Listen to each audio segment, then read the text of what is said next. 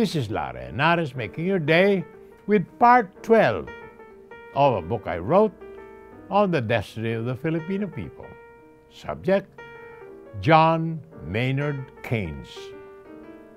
And I quote, "Before John Maynard Keynes, there was Adam Smith and Karl Marx, and economics became a dismal science. Adam Smith theorized that left to pursue his own self-interest, man would eventually serve the interests of all. A dog-eat-dog, survival of the fittest approach that gave birth to capitalist system and the greatest inequalities between rich and poor. Karl Marx deplored the capitalist system, demanded that the state take over complete control of the means of production and give to each according to his needs and take from each according to his ability, a strategy that subjected millions to dictatorship and economic slavery, but was found eventually to be unworkable.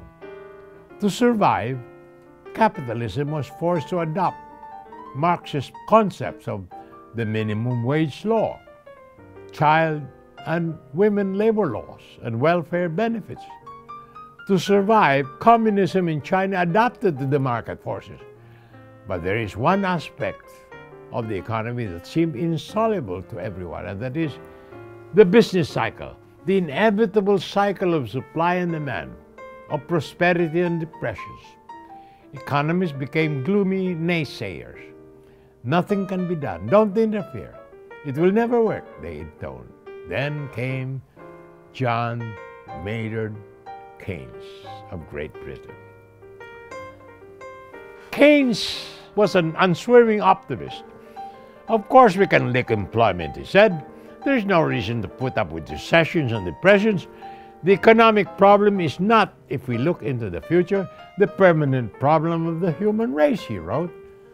Born in Cambridge, England in 1883, the year Karl Marx died, John Maynard Keynes probably saved capitalism from itself and surely kept latter-day Marxists at bay.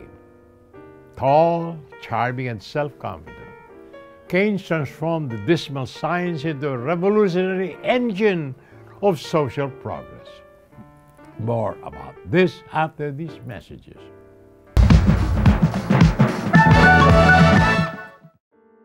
This is Lara Henares making your day with part 12 of a book I wrote of the destiny of the Filipino people. Subject, John Maynard Keynes. Keynes' basic idea was simple.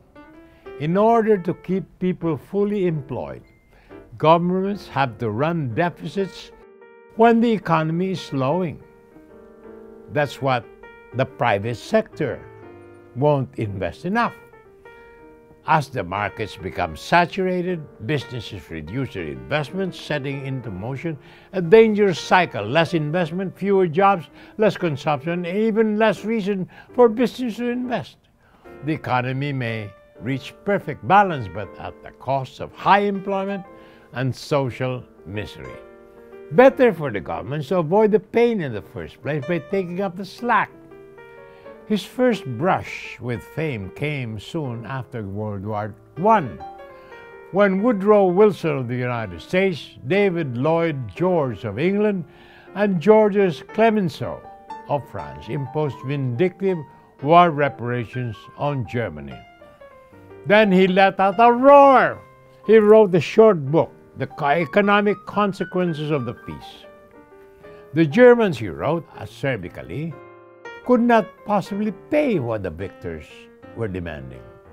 Calling Wilson a blind, deaf Don Quixote, Clemenceau a xenophobe with one illusion, France, and one disillusion, mankind. And Lloyd George, this goat-footed bard, this half-human visitor to our age, from the hag-ridden magic and enchanted woods of Celtic antiquity.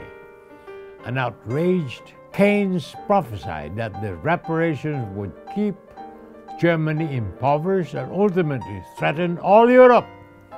And he was right. Hitler and World War II proved him right.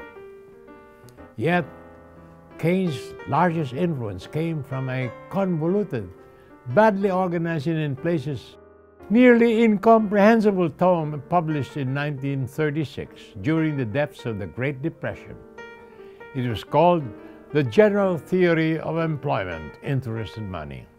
He advocated going into deficit spending during economic recessions to stimulate demand and production. He said that the business cycle may be controlled with the use of monetary and fiscal policy, using the government's power to control money supply to promote maximum employment, production, and purchasing power. Even then, Keynes had a hard sell. Most economists of the era rejected his idea and favored balanced budgets. Most politicians didn't understand his idea to begin with.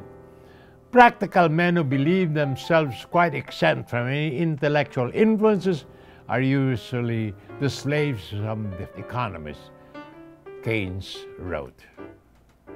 More tomorrow, my dear friends. This is Larry Henares, making your day, saying good day, God bless you. Thank you very much for being with us. Till next time, hasta la bye-bye.